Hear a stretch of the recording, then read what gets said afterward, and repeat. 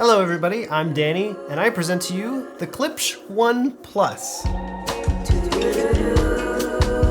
Now, Klipsch has been releasing a bunch of new speakers, and I caught wind of this guy at CES 2024, so naturally I had to have one, which I purchased from Crutchfield, today's sponsor, who is celebrating their 50-year anniversary. The reason you go to Crutchfield is because you can actually get a hold of a person, somebody who knows what they're talking about and is relatively easy to communicate with. It's not a big box brand name store, they're based in Virginia, and everyone who works there is pretty enthusiastic about what they do. Need a technical expert? Talk to Rachel, who I talked to about when I was buying this speaker and trying to figure out whether I should get this or the 3. They have 60-day price matching, so if something goes down in price after you bought it, they'll discount you the difference. And they also have 60-day returns. So if you really don't like a speaker that you got, you can just return it. It's not a big deal at all. So check them out, and please use those links below to let them know that you came from here. So this is the Klipsch One Plus. When I originally had the Klipsch One 2, I was blown away by the quality of the audio, the relatively cheap price, and just the mid-century styling of it. And I've got to say for this, the build quality, pulling it out of the box, I really like the density of the speaker. I also really like the looks.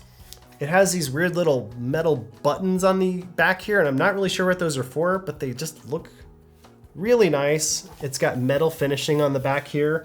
Oh, and an aux port and a USB-C, so if you need to plug in some sort of computerized audio with better quality, you can do it on here. And thankfully, they have updated the AC port so that it doesn't require a big, giant transformer outside of the speaker. Now, this is actually comparable to the Marshall speakers where they all have that universal AC cord in the back. It's just a plug. I also really like that they updated the control mechanism here. Instead of little knobs that you turn side to side, this one's just got a big, tangible scroll wheel here for volume up and down. As you can see here, they're pretty similar in style. I will say the veneer finish on the top is incredibly smooth compared to the older one, which kind of has more bumps and grains on it. And the edges are really sharp and pointy on the old one, so you could stab yourself in the eye. Versus with the new one here, they're all rounded, which is very nice, and you can't stab yourself with it. And here is the big competitor in the room, the Marshall Acton 3. These things are both going for about the same price. And so really it comes down to, do you like the sound more and do you like the styling more? I will say, even though I like the app that the Klipsch comes with, there is something to being able to use the knobs on the Marshall Acton 3 here that is just more intuitive and faster to use. So let's get some music up and take a listen. As a side note, you're better off wearing headphones to discern the subtle differences, and then also YouTube has a lot of compression, and it's really more take this with a grain of salt and just notice some basic differences here. So let's take a listen.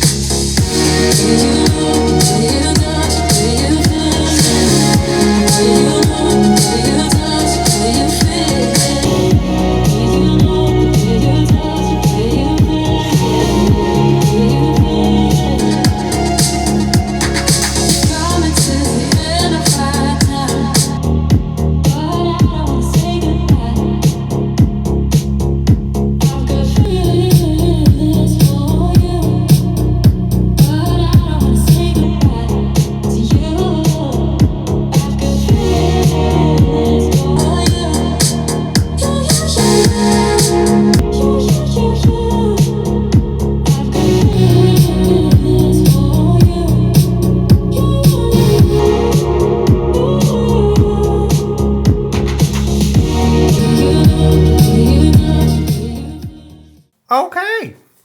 Honestly, I thought it sounded good, and you should take this with a grain of salt because they are all really good sounding speakers, but kind of think the Klipsch One 2 here actually sounded better. Hard for me to describe, but it sounded like it had just a little bit more depth to the sound. Like I could hear the shimmers and the highs better, and I felt like the lows were stronger, and I tried to play these all at the same volume, but honestly, I just thought that the older Klipsch sounded a little better. Now, would I prefer to use this over the new one? No, I'd much rather use the new one with Bluetooth 5.3 and some of the modern features it has. But honestly, the old one might still be a really good deal to consider. But if you gotta have the latest, there's not really gonna be a huge difference between these. Plus, you can equalize this new speaker pretty well. I was listening to it with the bass mode and the flat mode, and I thought that did help a bit, but I don't know. It's hard to beat an old classic, and that's a constant struggle, and honestly, that's a pretty big trend too. Even with the Marshall speakers, every time they come out with a new one, I always feel like the older one sounds better, with the exception of the 2 series. But regardless, which speaker do I think sounded the best out of all of these?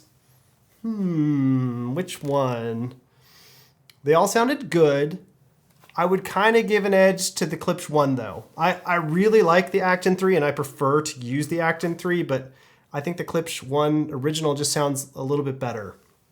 If I had to choose between the Acton 3 and the Klipsch One Plus, I think it would really come down to a style thing. The Acton 3 doesn't feel like it. I felt like I was maxing out the Acton 3 on the volume versus the Klipsch One Plus felt like it could have kept going much louder.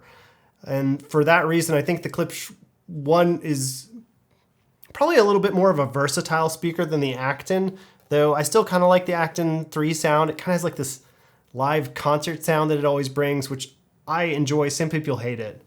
So in terms of the best speaker here, yeah, I think the original still sounds the best.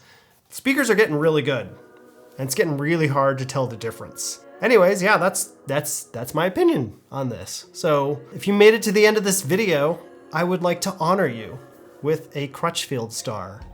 Just, there you go, Crutchfield star for you, for making it all the way to the end of the video. So thanks for coming along, and let me know what you guys think in the comments.